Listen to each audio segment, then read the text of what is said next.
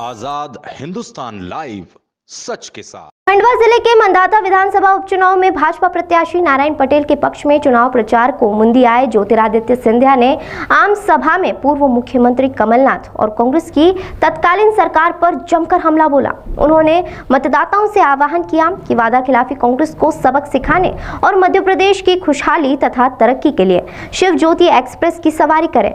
उन्होंने कहा कि हमें गद्दार कहने वालों को कहना चाहता हूं कि मैंने और नारायण पटेल ने गद्दारी नहीं की, बल्कि छोटे भाई और बड़े भाई ने प्रदेश की जनता के साथ की है। देखिए मुंदी से आजाद हिंदुस्तान लाइव पर पूरी खबर। मुंदी में ज्योतिरादित्य सिंधिया ने दिग्गी कमलनाथ पर साधा निशाना। छोटे भाई और बड़े भाई की जोड़ी ने वल्लभ भवन को भ्रष्टाचार का अड्डा बताया। वादा खिलाफी करने और भ्रष्टाचारियों को जड़ से उखाड़ फेंकना मध्य प्रदेश की खुशहाली और तरक्की के लिए अब शिव ज्योति एक्सप्रेस चल पड़ी है।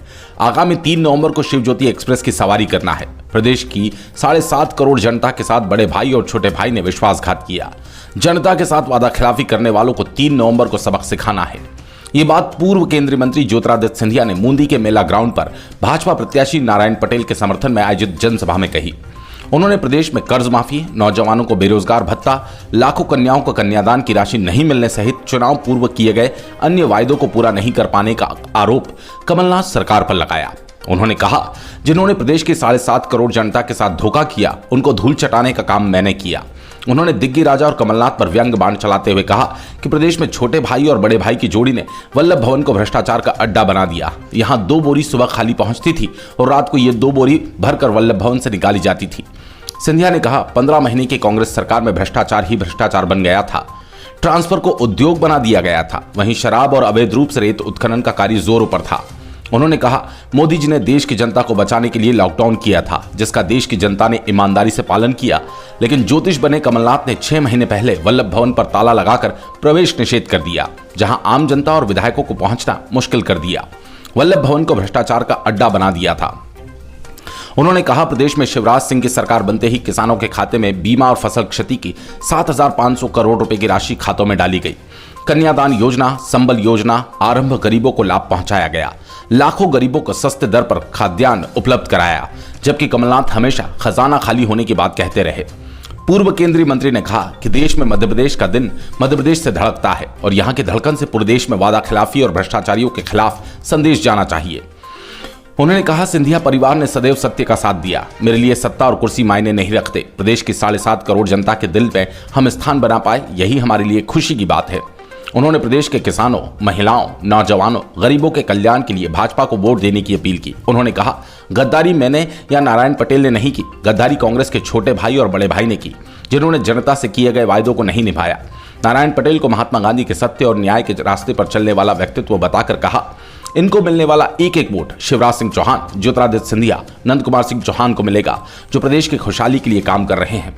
उन्होंने कहा, भाजपा 370 के अनुच्छेद को हटाने का संकल्प लिया था, जो मोदी जी ने पूरा कर दिया। यह नेतृत्व की संकल्प शक्ति है। सिंधिया ने कहा, हमारे लिए 2 ही भगवान, एक देश का अन्नदाता जो पूरे विश्व की फसल उत्पादन करता है, दूसरा भगवान मतदाता जो नेतृत्व का चुनाव करता है।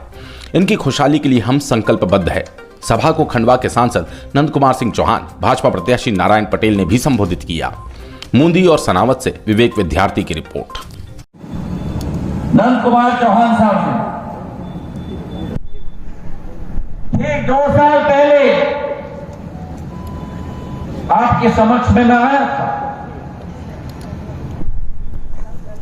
आया था ऐसे प्रत्याशी के लिए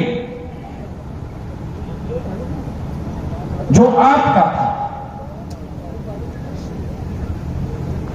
आपके क्षेत्र में पला था, आपका ही बीज था। आपने इसे खाद और पानी दिया और वट वृक्ष के रूप में आपके सेवा के लिए ये तैयार खड़ा था। पर हम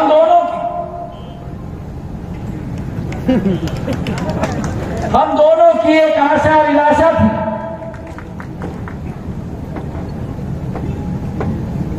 एक आशा विलासा थी कि कांग्रेस की सरकार मध्य प्रदेश में बनेगी।